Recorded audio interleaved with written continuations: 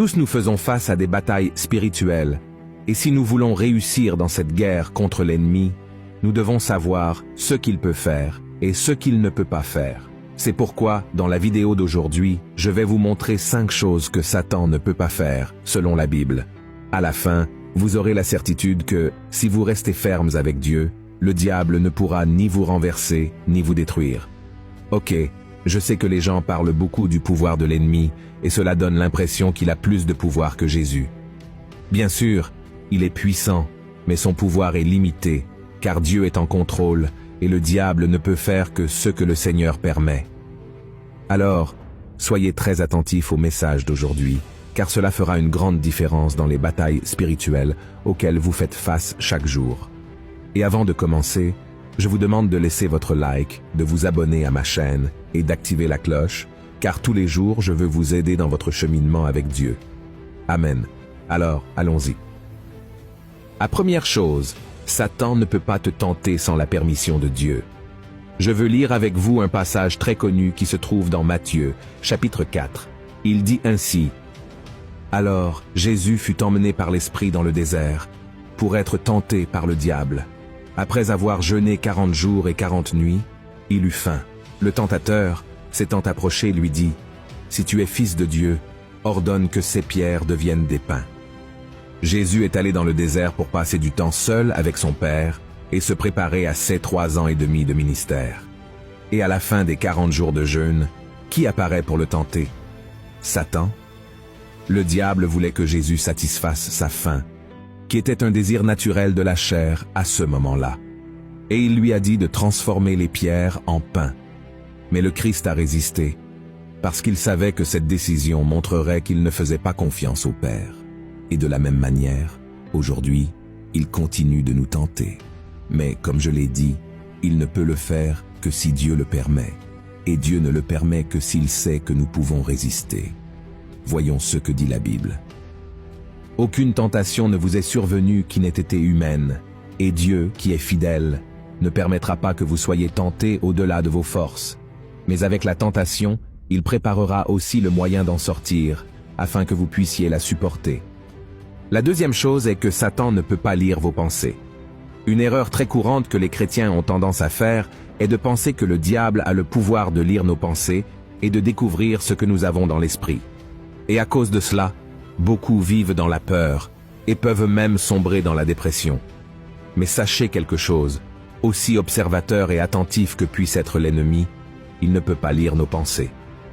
Voyons ce que dit la Bible dans le livre des Rois. Exauce-le des cieux, du lieu de ta demeure, et pardonne, agis, et rends à chacun selon ses voies, toi qui connais le cœur de chacun, car seul tu connais le cœur de tous les enfants des hommes.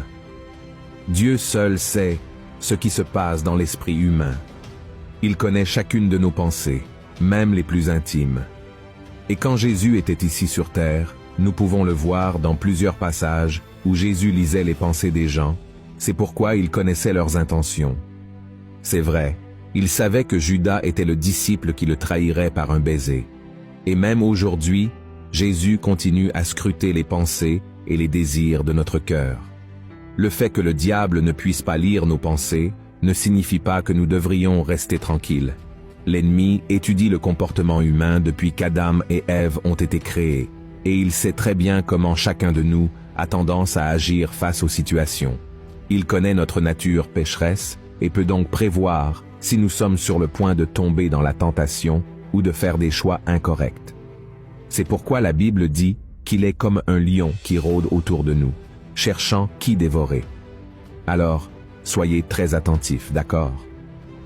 La troisième chose, Satan ne peut pas te forcer à pécher.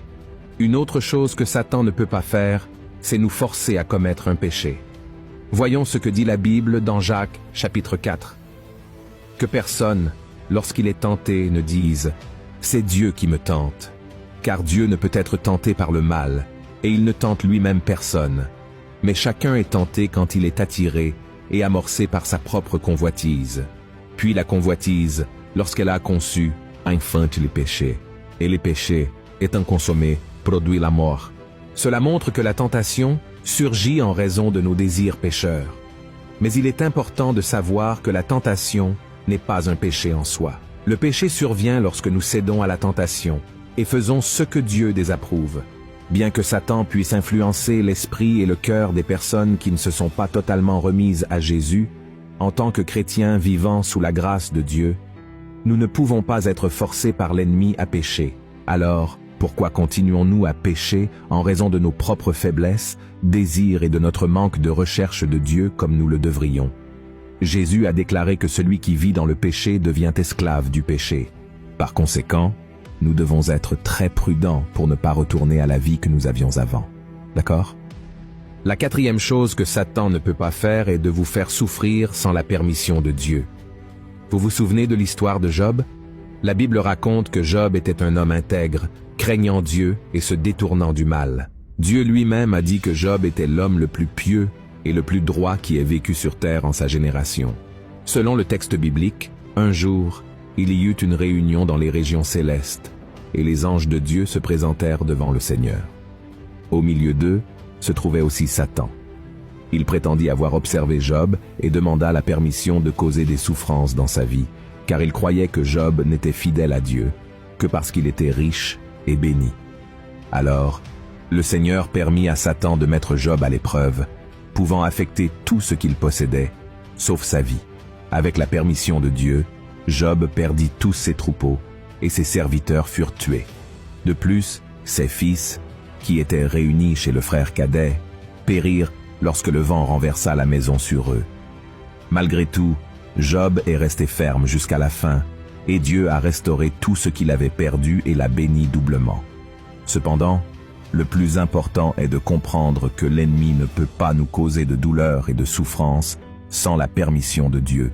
Donc, mon cher frère et ma chère sœur, lorsque les choses ne se déroulent pas comme prévu et que vous faites face à la souffrance, rappelez-vous que le Seigneur est en contrôle de la situation et que vos pleurs auront une fin déterminée. Tout comme Job, même en vivant le pire moment de sa vie, ne cessez jamais de louer et d'adorer le Seigneur chaque jour. Même au milieu de la destruction interne et externe, Job n'a jamais douté du pouvoir et de la bonté de Dieu. La cinquième chose est que Satan ne peut pas vous empêcher d'être sauvé. Lorsque Pierre effectuait un voyage missionnaire, il parlait aux prêtres du temple. « Sachez-le tous, et que tout le peuple d'Israël le sache. C'est par le nom de Jésus-Christ de Nazareth que vous avez été crucifiés, et que Dieu a ressuscité des morts. C'est par lui que cet homme se présente en pleine santé devant vous. Jésus est la pierre rejetée par vous qui bâtissez, et qui est devenue la principale de l'angle. Il n'y a de salut en aucun autre, car il n'y a sous le ciel aucun autre nom qui ait été donné parmi les hommes, par lequel nous devions être sauvés. » Pierre a été touché par l'Esprit Saint à ce moment-là pour montrer aux Juifs que seul le Christ était capable de sauver quelqu'un. Et c'est ce que je veux que vous compreniez maintenant. De la même manière que le diable n'est pas capable de nous sauver et de nous donner la vie éternelle, il ne peut pas non plus nous empêcher de recevoir le salut. Seuls nous pouvons laisser cela se produire lorsque nous nous éloignons de Dieu. C'est pourquoi, mon frère, ne vous trompez pas lorsque les gens vous disent que tous les chemins mènent à Dieu, car seul Jésus est le chemin, la vérité et la vie. Amen.